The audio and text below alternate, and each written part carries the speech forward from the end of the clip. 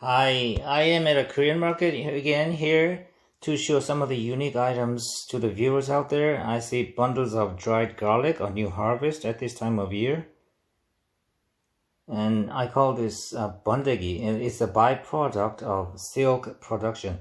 The silk production is almost dead here in Korea, but some of the people still have taste buds of olden days. And these are what used to be inside of cocoons. And the cocoons are to be boiled to extract the fibers out of it to weave the fabric of silk later on.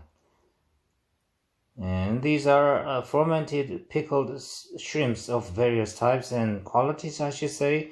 They use this for their kimchi here.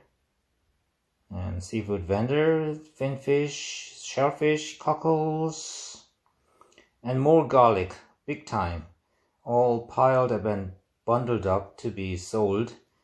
And it's a Saturday here today, and it's not as busy as it used to be, all because of COVID-19. And these are taro roots of Korean size, typically.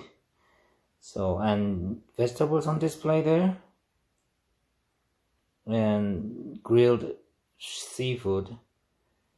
Crackers, mackerels, pikes, all ready to eat there. And I'm gonna show one more ready to eat seafood items, which is fermented skate wings. And because of the way the fish process its nitrogen content during the fermentation process, which takes up to 10 days, the nitrogen content inside the flesh breaks down into ammonia. And if you chew this inside of your mouth, it gives you a strong ammonia flavor, I should say, and the ammonia gives you a sharp kick to your sinus. And it is an acquired taste, by the way, obviously, and I do not like it, but I don't mind tasting few pieces at a time. And these are non-fermented seasoned skate pieces, by the way, and more fermented stuff here, soybean fermented, and similar to that of Japanese natto. And dried seafood here, anchovies of different sizes, shrimps and pollock fish all dried up, and rice cake. And they put the name of cake on these snack items, but I do not think it's an accurate description of them. And these are beef stripes, black and white. And I do not know the difference between black stripes and white stripes, by the way. And these are beef bones after cuts of meat are removed from. And beef intestines. I'm sure they put tons of labor on this to wash off the smell of intestine, that I'm sure. And beef carcass on display at the storefront. And I see one more piece of it, soon to be cut into smaller cuts of meat of steaks and ribs and all that. And side dishes, mostly vegan. And more rice cake here on display. So it's not they are not as sweet as American, or Western cookies and all that, because they don't put as much as sweet stuff on it. And these are fish cakes, fried. And this is byproduct of tofu making there, fermented for a couple days. And that's buckwheat jelly there, acorn jelly, all these are all savory items, by the way. And that's byproduct of a tofu making there, and more fermented soybean there. And I'm moving on to a poultry vendor now.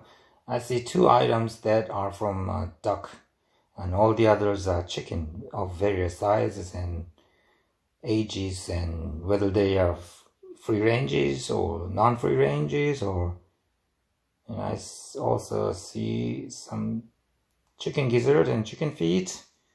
And they also have a vendor carries live pheasant that you can have them prepared for your specification. And this is pork blood for type of sausages. And I see these middle-aged aunties in line with the identical hairstyle there, and they are waiting for toasted seaweed.